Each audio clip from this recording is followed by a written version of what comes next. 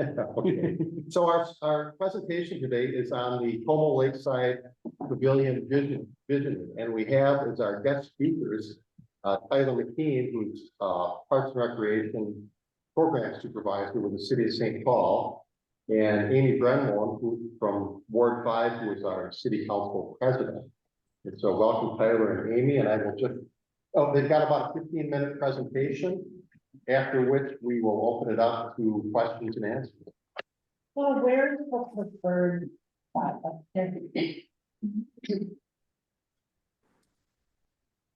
Right, folks, I'm Amy Brendmoen, and I'm representative for Kyle, and I was directed to look at the power, so that's and really, I'm here. I want to acknowledge our Parks Director, Andy Rodriguez, is in the place today, and my fabulous Frankie Butte.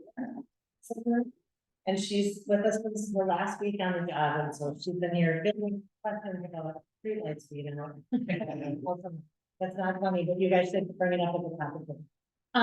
So just a quick introduction. I think Tyler is the star of the show, the main presenter, but just for those of you who don't know, I'm serving out the last 4.5 months of my term in office. And throughout my term, I've heard people talk about the challenges of the Como Lakeside Pavilion being underutilized, being the bathrooms being in an awkward location, being not handicap ADA accessible, just issues with acoustics and some of the crosswalks in the building. And so one thing I wanted to do before I left was work with our Parks Department and our partners and the community to create a vision for how we can improve the Como Lakeside Pavilion. And I know that I won't be able to see it through to the end, but I'm hoping that together before the end of this term, we can put together a nice package and present it to whoever my successor is in the Parks leadership and our state partners, federal partners, arts community partners, because we're talking about stage that have a lot more diverse performances. We're talking about a restaurant that if it was performing at capacity, it would probably cover the maintenance costs. So there's lots of reasons to move forward in addition to just creating a space that feels like our community central. So we, and Tyler will go through this, but we decided to bring in some outside eyes and talked with folk designers who think they're bedazzled by with the hands, really visual.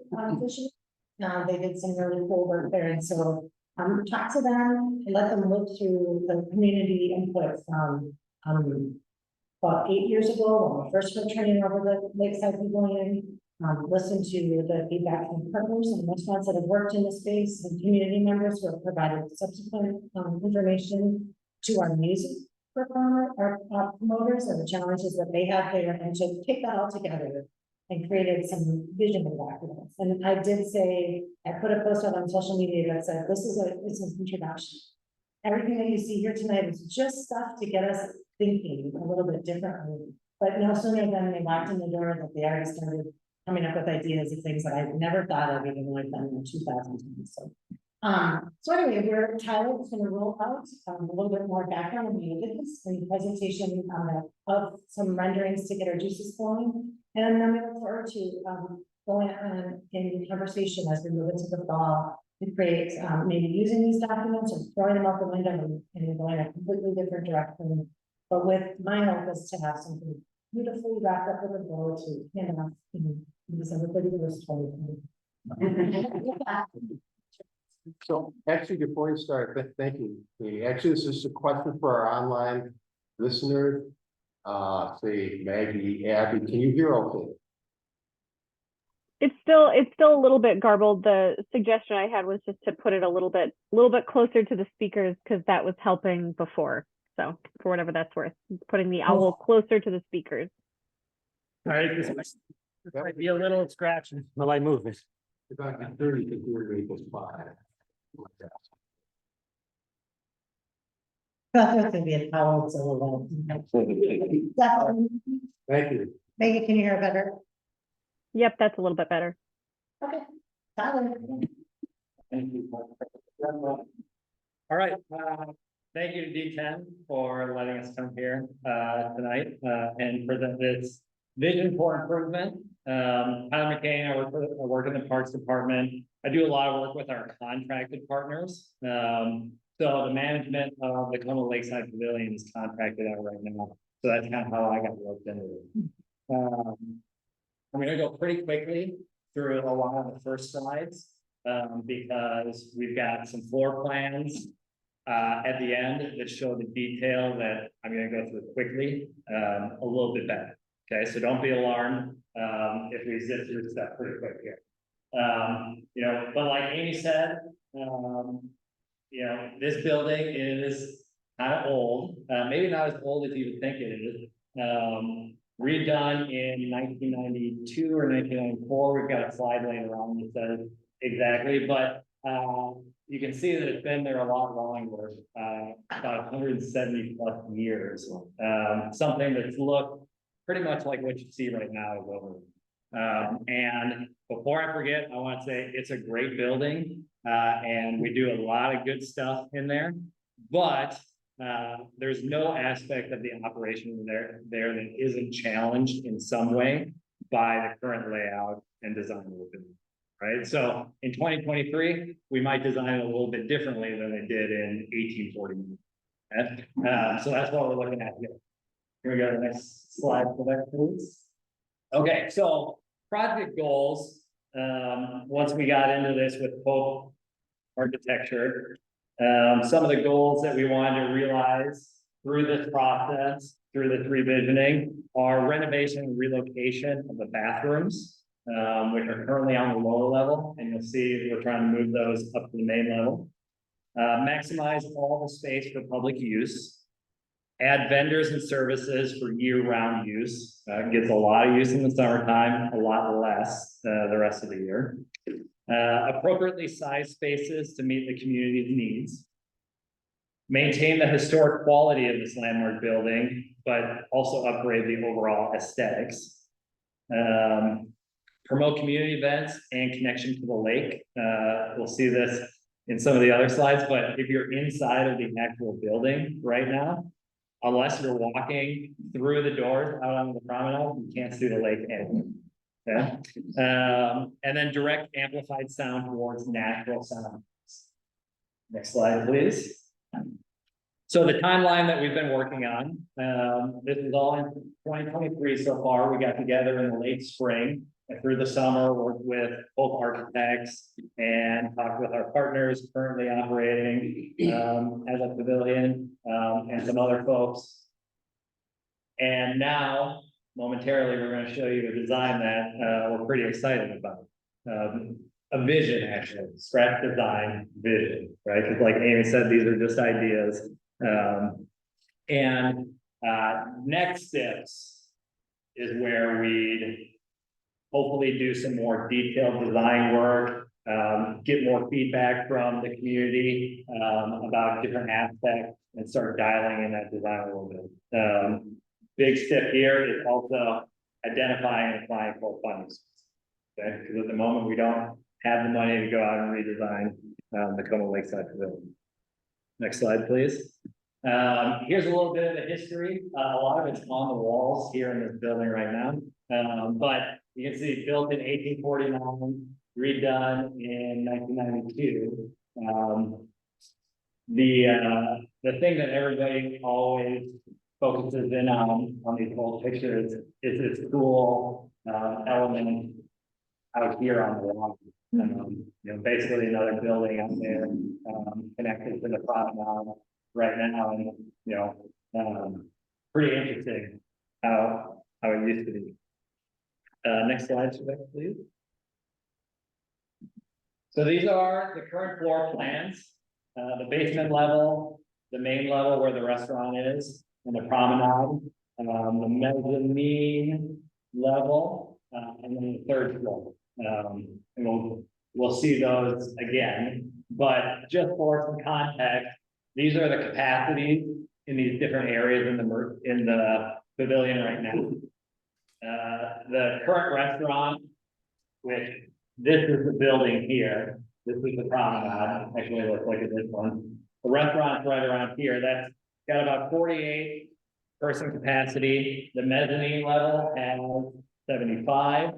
The third floor, where a lot of catered private events happen, can fit 240. And then currently, right now, the promenade has a capacity of almost 1,947. Go ahead, Vivek.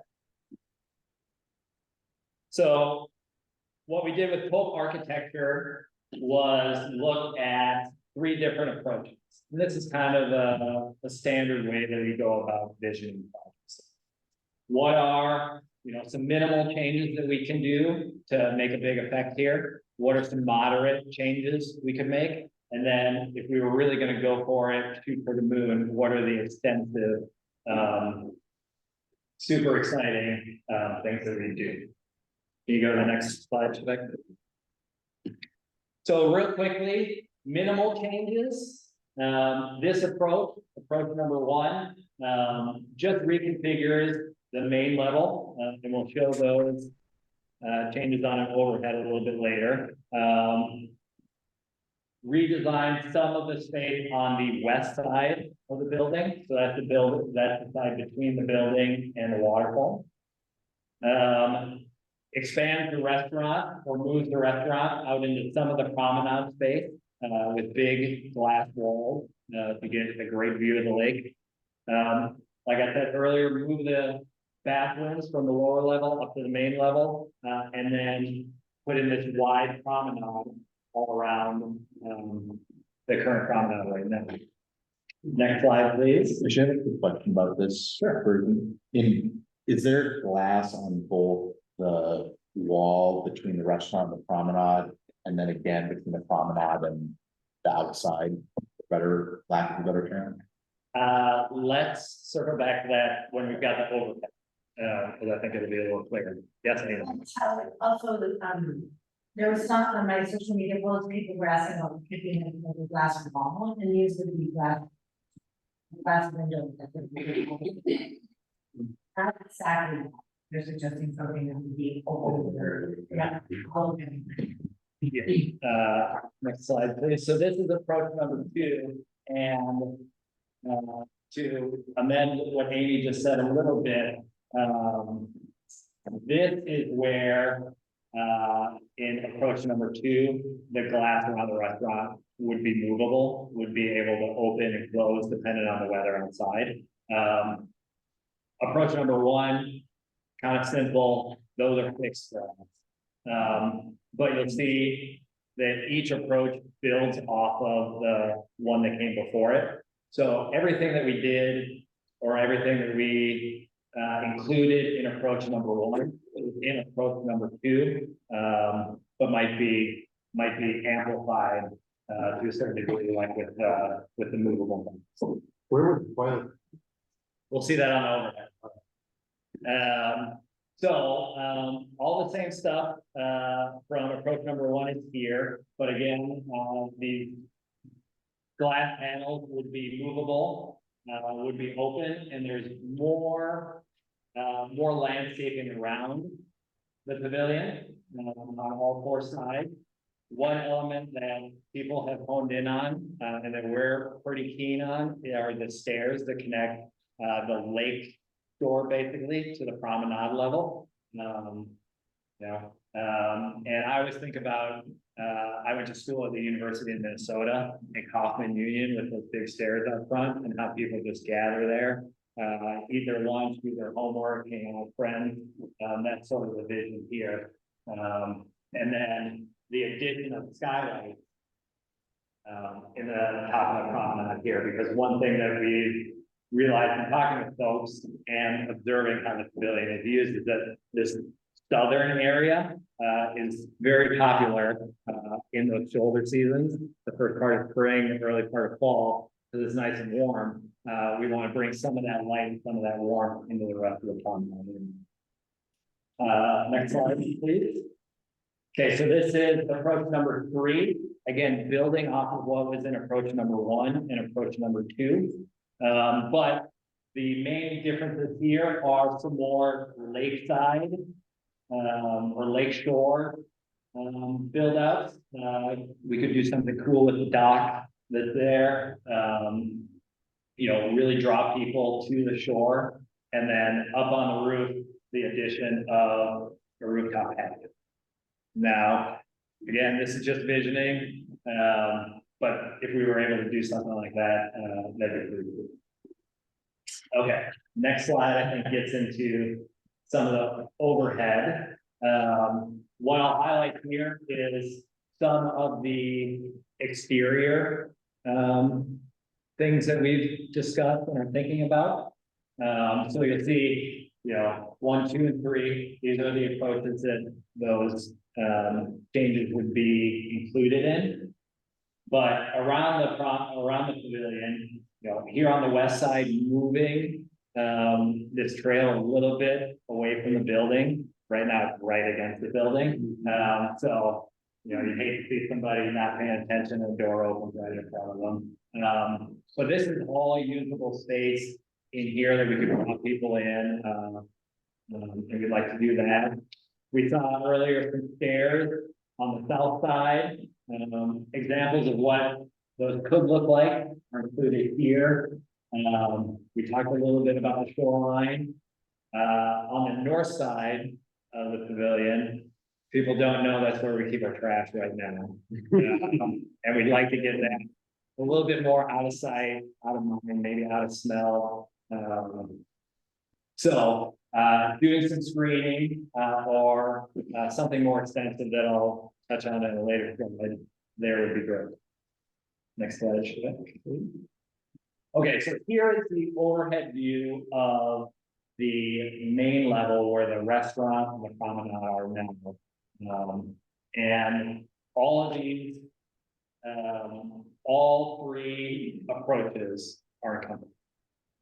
Okay, so right now, the promenade is to the right of my stick, the restaurant is to the left. What we envision here is taking some of the space that's currently devoted to the promenade, again, 947 occupancy, and putting a restaurant on this side, again, facing out to the water. This is where those glass panels would be. And in approach 2 and 3, they'd open up on a nice day like today. And let in a little bit more of that outside. What's currently the restaurant right now can turn into a grab and go, casual, quick in and out food and beverage service. Maybe even grab stuff as you walk past from the service window, right here. This would also allow us to get a sufficient kitchen on one level. Right now, a lot of the kitchen is in the basement of that building, so they bring food up and down elevators. And then the bathrooms, the main public bathrooms will be moved up here, right inside the first gate on the north side of the promenade right now. But then we'd also have restrooms inside the restaurant and the coffee shop to serve those customers as well. Moving outside a little bit more, the south area that we talked about a little bit earlier, that could be more seasonal seating outdoors there. This is that big promenade along the perimeter that we keep public, or that we're thinking, that we're visioning to keep public, right? So sort of defining where people can go any time of the day versus some areas that are, you know, used for restaurant seating. When the restaurant's open, might be used for events other times, but always having space for, you know, people with their coffee to go sit down, have a chat, and enjoy their life. On the north side, revisioning how the stage and the performance area are oriented and where they're located. On the north side of the pavilion, we've got a little bit more natural sound break than we do to the west, or sorry, to the east, with trees and some elevation before we get to homes. So that would help tamp down some of the noise. And you know, one of our goals again was appropriately sizing spaces for the needs. And certainly sometimes we do have some pretty big events there right now, but in general, a smaller performance area would work for most of the events that we have on the promenade right now. Do you have an estimate of how many people will be seated in this plan? So I know the current one is what, like 950. Yes. I think, what do we say on here? 225 is what's modeled there, right? How many, And the stage is a little small. how many performances in the last year or so have had more than roughly 225 people show up for? Don't know off the top of my head. I'm sorry. But say, several members here were at the Charlie Parr last week, which Yeah. easily cleared that threshold. Yep. I'd say there's a handful of concerts like that. There's some community play performance groups that usually bring in big groups, and some of our bigger bands, St. Paul Police Band and stuff like that, to draw more. So for some context, I mean, we might be talking about a dozen or 2 dozen events, but the rest of the year, we still have that space. Yeah. Yeah, We can get that information as well, and now we may have this from producer here. She did, and we checked in where the most are 250 or less. How many people would cover more? And also that size group kind of matches what lecture ability. Or big ones really screaming what the capacity is for carrying, so, but she said that this is coming in, almost every year. But we have this. yeah, we heard something similar from our current operator there, and we have been talking with some stakeholders in advance of this to get their feedback. One of those groups that we met with was a representative group of performers. So we got some of that feedback. Real quickly before we move on to the next one. Couple questions. One, so just confirming, there are no windows on the very outside of the pavilion, Currently, no, but facing the east. proposed. The windows you're proposing are just for the restaurant portion, right? Not on Correct. the outer perimeter. That was the question, which I Yes. just wanted to confirm if that was. Thank you, I misunderstood. Yeah, so there are no windows out there. Yeah. And then, of course, what was my second question, which I put lost. That's why. You got my question, that's important. Oh, and the other one is, so that it's always going to be open for the public to be able to walk, and it seems like sometimes it's locked up now. You can buy them, you can't get people, and I'm thinking, isn't this public space? It's all locked up, we can't access.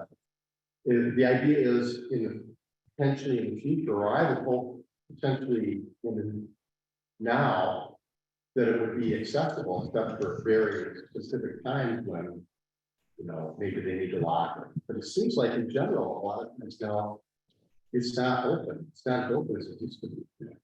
Right. Dan, thank you for that question and comment. The question that I heard was, is there an intention to have public space on the promenade with this redesign? The answer is yes, that's one of our goals, and that current conflict that we have, or the ambiguity about what spaces are open when, is one of the things that, led us to having these discussions. So real quickly, before we move on from here, sorry, yes. This is the first Six Flags, but if there was any planning about impact from birds, bird sound is something that they're common. Billion, or how you guys are addressing and planning what impact on birds. I will have to take a note of that, and make sure that that's part of, the next round of discussion. Admittedly, we didn't talk about, the question was about birds, and bird sound and, being in and around that area. We didn't drill down on that during this phase of the exercise. I'm pretty sure there's gonna be a lot of electricity. Have y'all ever thought about, having, natural electricity like solar? That is something that we can explore. The question was about if we've looked at having solar as part of this project yet. This is just a visioning right now. So what's possible, what it would cost and how we're gonna do it is all part of future phases of this project. But thanks for that question. Yeah, as everyone was on the live events really, when you move from a kind of right now, oriented in a faith into something that is newer and more exciting and nice, it does draw more people. I'm worried that shrinking the seating by that much is really setting itself up for failure from the get-go. If this is one of the coolest places to see a movie, watch a concert, play in the whole city. And it's, I mean, I love being able to just walk over here and play and watch a movie that we can do movies. And again, yeah, there are plenty of times that there are 50 people, but I'm really concerned that we're limiting the people in the neighborhood and people in the rest of St. Paul to come in and really enjoy the space by having an artificial limit of around 250. And I understand the vision, but I want to do that. Good, right on. So for the people at home, the comment was that right now, it's a unique space, given its size, as well as location and character and everything like that. And that there's some concern that shrinking the event space size could be a mistake, and that could be compounded by a new fancy design bringing more people to the park, which admittedly is one of the goals, to get more people there enjoying the city. But comment noted, thank you. I'll say, there's a little argument to that. When we were at Charlie Park, the benches, the way that they're spaced out so much, there's so much room to fit more people in there. So maybe like other venues do, we could kind of accommodate by shifting seating arrangements, standing room only, stuff like that for the bigger events. You could also think about, surrounding area and the acoustics there, just to keep that in mind, because I like to sit outside, actually not even in the pavilion, but like on the lakeside, and you can hear, like I heard the opera a year or two ago. Actually, while we were doing a lakeside, Como cleanup, we're listening to operas, we're taping at the Como cleanup. It was great. So thinking about outside space, especially for the music side, it's not going to work for a play or for a movie, but for music, it could work. Absolutely. Great idea, Dan. And you can see, I mean, here's an example, just a visual of, sort of that big staircase that we were looking at earlier, going from the promenade down to the lake. That could be a space that would draw people in. You can see we highlight, public outdoor seating, dining, right out in front of each of the promenade entrances right now. So yeah, we're thinking about expanding that and really playing with that inside, outside dynamic. One more, sorry, just an operational thing to think about. Birds maybe think of pets. What is the policy going to be for pets? Like right now, it's a little haphazard. You see some dog, I get kicked out with my dog.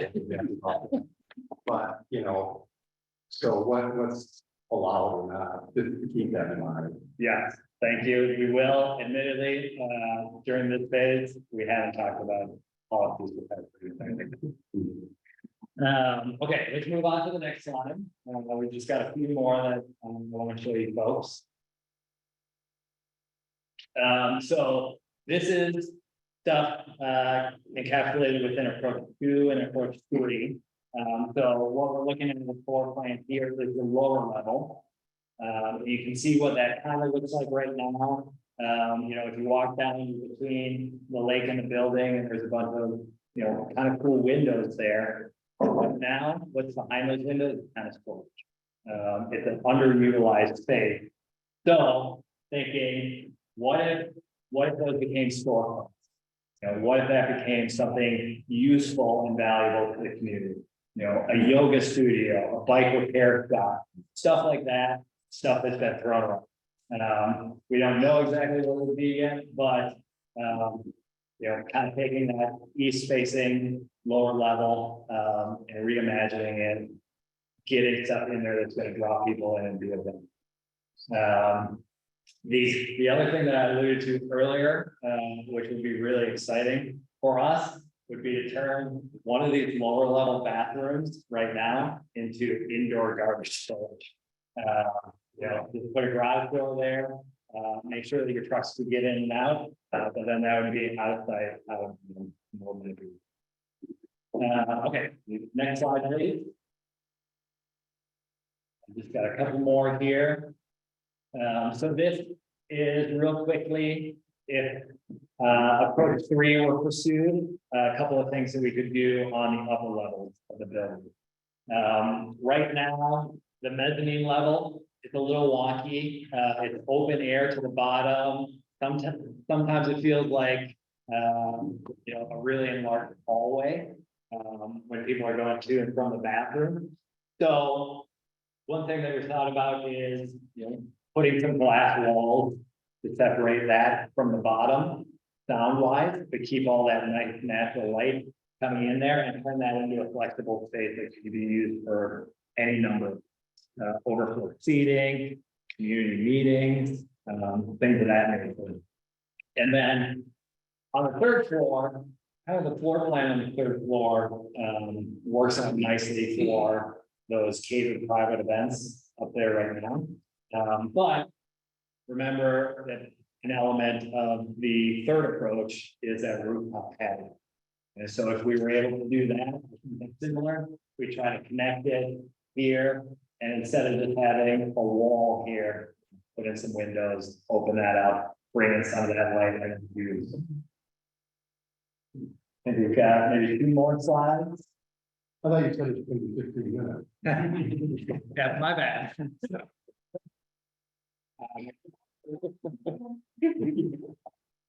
Okay, this is just the third view, or the third approach, a little bit blown up. We'll skip past this relatively quickly. Yes, please.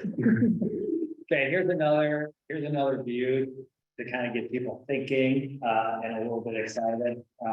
So this is from the southwest corner of the promenade looking northeast. I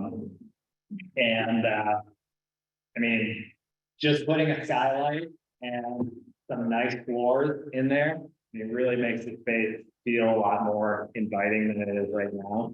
And you can get from this view a little bit more of a feel for how dramatic those glass walls and windows would be. And you get a little bit of a hint of that expansion outside of the building, with some more seating over here, the stairs going down, and having a lot of options for people to gather and enjoy this. I think we've got one more side view. Yep. And then the last slide is kind of what we talked about earlier. Next step. Right now we're at a point of delineation. Now it's kind of getting into the details, hearing more from people, finding out what's possible, what it would cost, and then determining our approach to go and get it. I'll stop now. Are there more questions that people have come up with? Yes, actually, for two quick ones. One, actually, I'll let that go. But actually, this presentation, is this available? Will we have a copy of this? Do we post it? Yes. Okay, so we'll have it on the website for anyone who wants to pull it up. So there's good graphics in there. Yeah. I'm about to share the presentation slides in the Zoom chat for people on Zoom. For people in person, if you have a paper agenda, the QR code will take you to the PDF. If you don't have a paper agenda, there's some out there. There's also a QR code on the bulletin board on your way out. You can look at them all.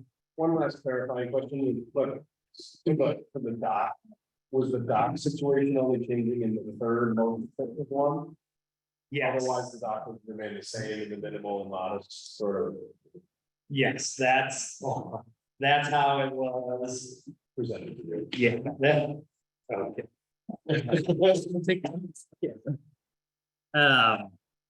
So the dock remained the same, and in the third one, there would be some improvements made to the dock and the lakeside sort of. Right, exactly right. I mean, the disclaimer is, if we get into it and, we're going with a more minimal approach, but, the dock important. All this stuff can be blended and changed as we go further on. Yes, ma'am. Right, and I go for a little over here, on the visioning front, and just some progress on. So my favorite concepts, the last 25 years, I've been on the community, from the water and back to the forum. And I see, that's my whole, looking at the one that I see as a complicated. We have our group.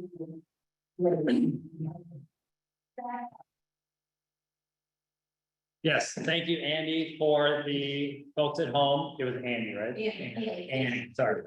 Andy was saying that, having the performers backed by the view, might be a good approach. And that is something that we talked about, have to put something up. Because- Thank you. No, that's great. Just a quick addition, most people think we're getting $100,000 like this year in our bonding request. One of the things that we're bringing up, I think it's like 25. But we figured the sooner we get it into the queue, the more people's eyes see it, the more likely to get it. So if you see a request for that, number that we come up with, that we cover anything you could ever want to do, we're going to get people familiar with the process. So we're not necessarily have work.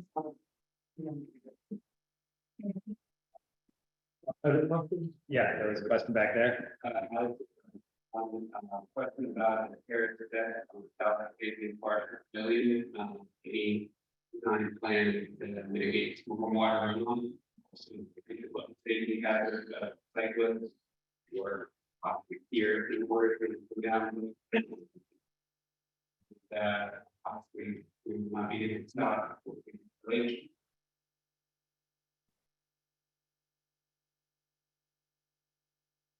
Not saying that. It was Alex. Alex, thank you.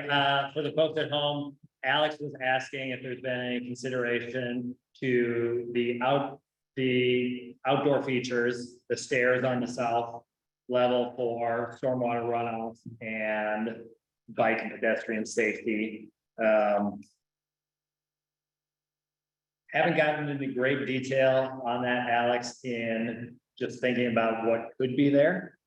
But we'd have to work with the watershed district and all the other rules about where stormwater goes and stuff like that. So that'd be something that we really get into in the more detailed design work in the future.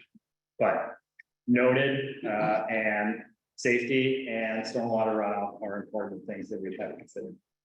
You could consider, and this is a serious thing, heated stair, it's such a thing like heated pavement, which would add to safety as well as making nicer in the winter. Do we have safety precautions on all the staircases in the summertime? Okay.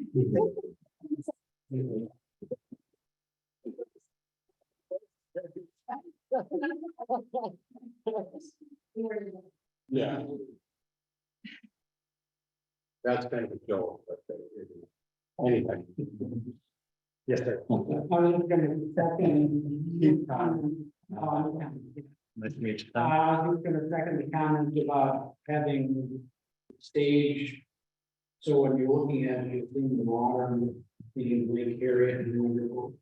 That you have to do it in some ways, you're gonna totally block the view of the lake for everybody else, and it's the way to do it, and then I was wondering about the size of the restaurant, how many people.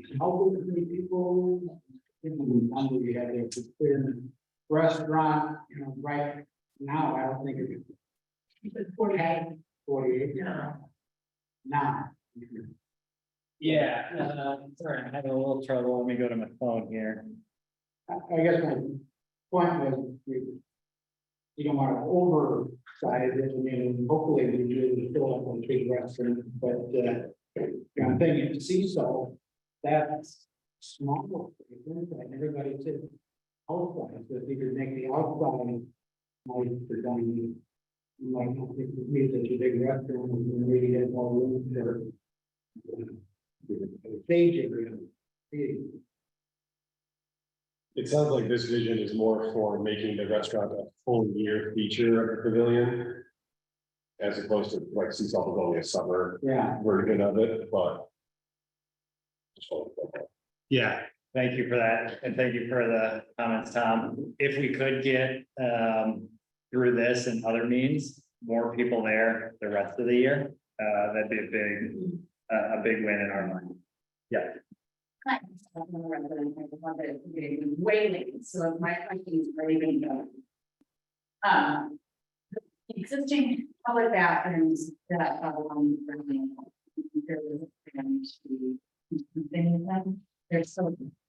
Well, this is the main level where the restaurant is right now. What I would say is a runner, a sweaty runner around the lake. Some utility in having a bathroom that people can access, so it's not, when they're exercising and not necessarily going into a restaurant and passing by when people, especially this. Man, I definitely, Those other rooms, they're actually restaurants in the little coffee shop, or restrooms in the little coffee shop and in the restaurant. And then that other room is more than public outdoor stuff. Yeah. and then one other, like, thinking about it, say, there's a lake is a background, beautiful. Maybe there's some kind of temporary stage that could be set up in the street. You know, productions like big, like, I think really miss having a backstage. Have they ever had a stage with the lake background? Uh, I just don't think. That was the original. Yeah. Sasha, thanks for those comments. For the folks at home, Sasha was saying that having bathrooms that are easy and quick to get in and out of, if you're just enjoying the path around the lake, would be a good consideration.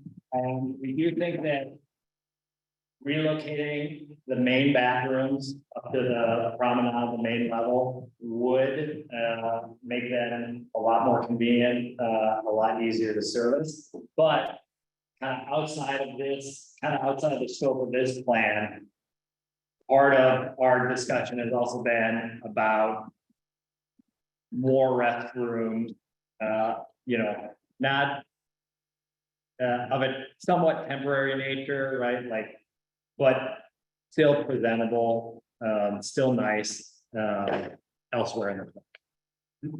So that if you're running around, you can just hop into a single use porta potty that's in a nice enclosure, and then get on it. I have a question, Jonathan, Sub-District 2. So have you guys been working with Lancer on this? And taking their input as far as the restaurant goes? My concerns would be that limiting the stage and entertainment area and giving it so much room to a restaurant that's been problematic with various people that have been in there and have not been able to make it go, particularly in the wintertime. We know that. But the other thing, you know, Lancer, kind of just not known for destination dining. It's got a convenience. The zoo has gotten rid of them now. The Minnesota Zoo as their vendor. I just have a real problem buying, giving that much room to a restaurant. We know how successful the entertainment area has been, and maybe putting more thought into the people that are coming and performing there, and the types of events that are being used there. I think that would bring a lot of people in.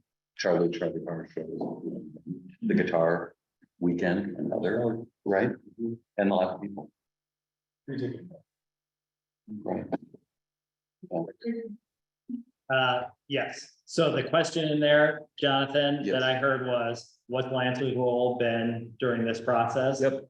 We've been asking them questions, Okay. because, you know, they do run food service, right, and we don't, so getting their feedback on what works other places, what their current struggles are, you know, that's all been valuable to us through this process. And we continue to use them, but keep in mind that Lancer has a finite contract there. That's not to say that they can't be there after that contract, but, you know, we're looking at this and thinking about this as a city-owned facility that's gonna be here for a long time, serving the community. You know, we want to rely on people that we think have good ideas and thoughts, you know, and factor those in, but ultimately, the city owns the building and needs to hear from the community about what works, you know, and make the determination. Yeah.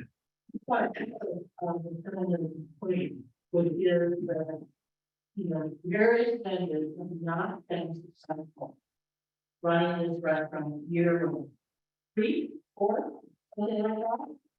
And that the quality of the community was going to drive outside of your, you know, the grab road kind of thing for people, you know, walking around the lake. And I think those are two really important, so almost turning this instead of focusing so much on the restaurant space, focus on the performance space in a way that is going to drive that, the business to the restaurants. That's what they do well. Great, thank you for that. Yes, sir. Just jumping in that as well, one of the things that I talked to you about would be what's that Grand Lakeside. Would be initial after they full renovation that they did up there.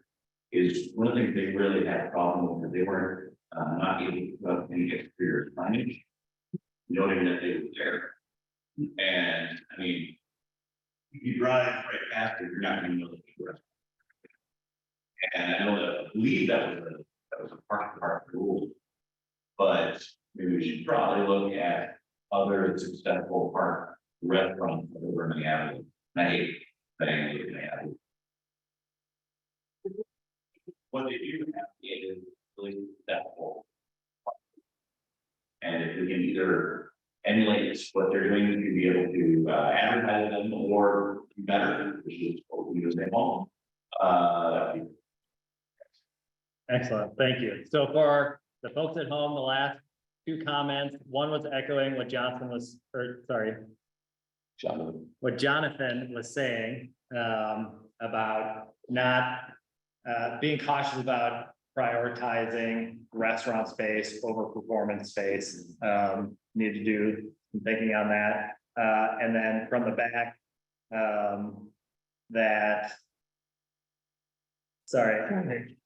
yes, thank you. Thank you for that. There isn't great signage, letting people know what is available in the promenade, and that's something to consider going forward. Thank you for that. yeah. I would feel. Oh, okay, let's go here. Mine is actually regarding the next slide, if you wouldn't mind sliding over to it, but it's about the lower level.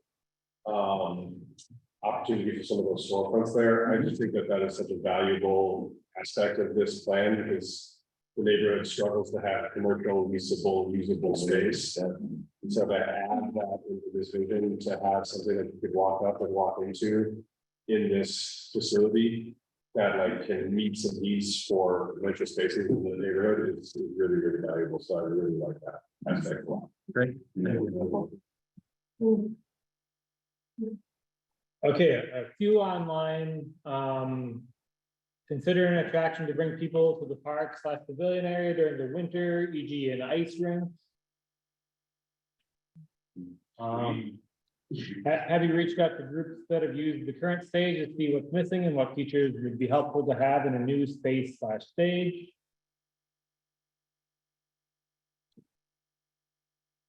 One thing they said was, there's no rain. You can't rent it until you're in. We can't. It's warm, there's no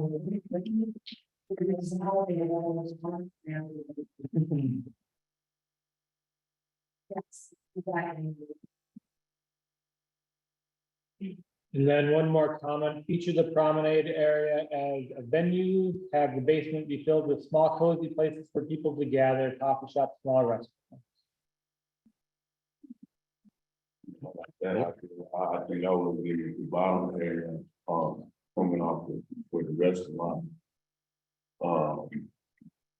In the outside area upstairs for the outside part of the restaurant. And then down on the lower level, we have more restaurants instead of just one. Okay, multiple restaurants. Yeah. Or not, but yeah. Or grab and go often. Because that happened at one time. There was that grab and go that was downstairs on that level. But I think There's still the gravity. I think. is on that level. Yeah, there's like experience. Yeah, Reeds, I think. But if there's a current kitchen already downstairs that they're using. Why use one? Creative juices are. It's cool to see that there's Yeah. this sort of progress. Right, absolutely. So I know you're early on in the public engagement process, so what's the plan for continuing? You know, when, in terms of letting people speak out? Well, getting this out there, starting tonight, is one thing, right? Like, we've got a lot of ability to share stuff, remotely with people now. So that's one aspect of it. We're looking at finding some dates this fall where we can host open houses, or an open house at the pavilion itself. So those are a couple of things. We're still fine tuning exactly how the next steps are. Okay, But engaging the general public, performers, people that use the space on a regular basis is all part of it. I'll